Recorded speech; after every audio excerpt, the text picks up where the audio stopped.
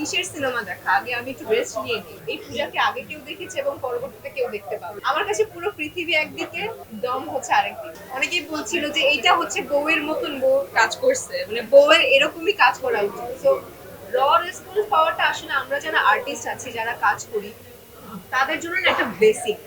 এবং সেটা যদি হয় পজিটিভ রেসপন্স, প্রত্যেকটা দর্শক, প্রত্যেকটা অডিয়েন্স, এবং আমি একটা কথা মাস্ট শেয়ার করতে চাই।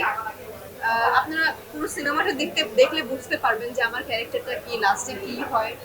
আমি খুব অবাক হলাম গতকালকে একজন প্রেগনেন্ট মানে মহিলাকে আমি দেখেছি, এবং তাকে দেখে বোঝা যাচ্ছিল যে সে আসলে মানে তার খুব আগ্রহ, তার দম সিনেমা দেখতেই হবে। আমি তাকে বললাম যে আপনি কি প্রেগনেন্ট? বলে যে হ্যাঁ, আমার 2 দিন পরে সি সেকশন। আমি লাইক হোয়াট? মানে এই অবস্থায় আমি যদি তার জায়গায় থাকতাম, হয়তো আমি বলতাম কিসের সিনেমা দেখা, আগে আমি একটু রেস্ট নিয়ে নিই।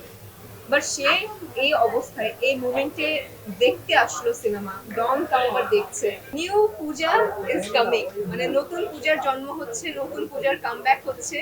এবং এইটা আসলে মানে ফাটিয়ে কোনো কিছু করতে হবে, কারণ অনেকদিন ধরে সবাই চাচ্ছিলেন, আপনারা আমার ভালোবাসার ভক্তরা চাচ্ছিল যে পূজাকে আসলে নতুন জার্নি শুরু হয় পূজার একটা ভালো, মানে ভালো ভালো সিনেমাতে দেখতে পেরেছি। এরকম এরকম এর থেকেও ভালো সিনেমাতে পূজাকে দেখতে চাই। তো ডন হচ্ছে ওরকমই সিনেমা, যেটা আসলে পূজাকে প্রথম দিকে দেখে এসেছে, এবং সেই ধারাবাহিকতাই হচ্ছে ডন।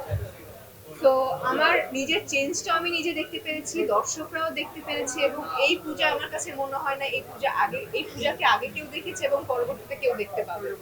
দম আমার কাছে পুরো পৃথিবী একদিকে, আর দম হচ্ছে আরেকদিকে। দম আমার লাইফে বেস্ট কাজ। ও যে আসলে কি চায় ও নিজেও জানে না, কিন্তু পুরোপুরি একটা জিনিসই জানে, সে ডিরেক্টরের কথা খুব ভালো শোনে।